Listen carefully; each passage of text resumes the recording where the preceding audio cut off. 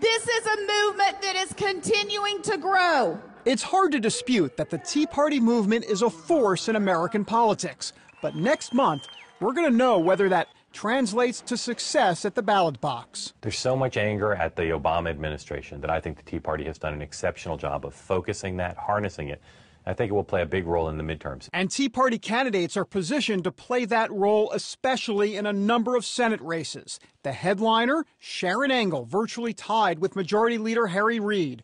Polls are positive for Florida's Marco Rubio, Rand Paul in Kentucky, Mike Lee in Utah, and Joe Miller in Alaska. In Colorado, Ken Buck is running neck and neck against Democratic Senator Michael Bennet.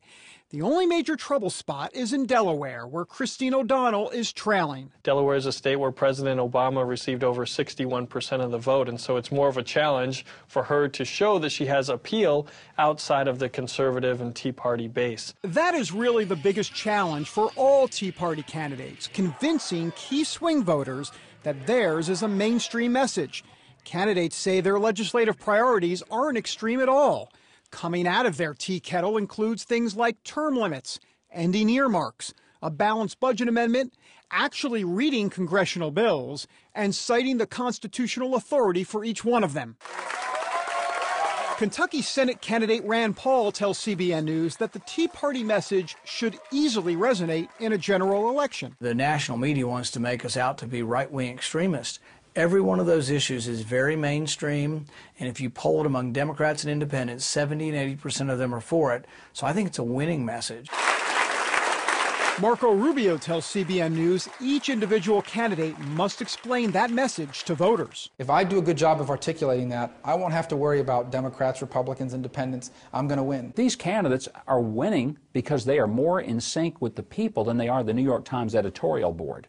The problem is the New York Times editorial board and the people who tend to think like that, they're the ones who are out of sync. They're the ones whose views are extreme. But there are other challenges. Organization and money. It's the bread and butter of winning elections. I'm a volunteer calling from the Rand Paul for U.S. Senate campaign. Three main groups are taking on those challenges. The Tea Party Patriots are the largest group with more than 2,800 chapters.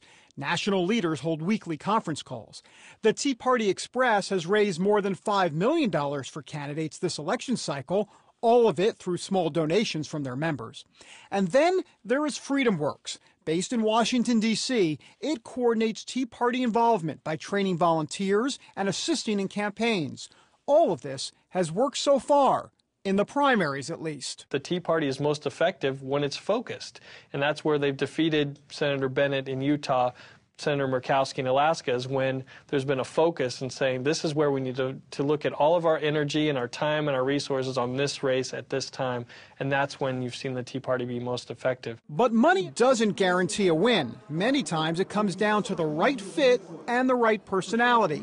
Mika Sims is a Tea Party organizer for Rand Paul's campaign in Kentucky. He was able to connect with the people. He was able to connect with the citizens of Kentucky and the grassroots movement. So while Tea Party candidates may indeed be more successful in this wave election of 2010, there are still questions about sustaining ballot box success in the future. I do think the leadership is required. Like in any organization, you need some strong, recognizable leaders to take the Tea Party from an influential movement to a really important and dominant one. The midterm elections of 2010 could be the beginning of that process.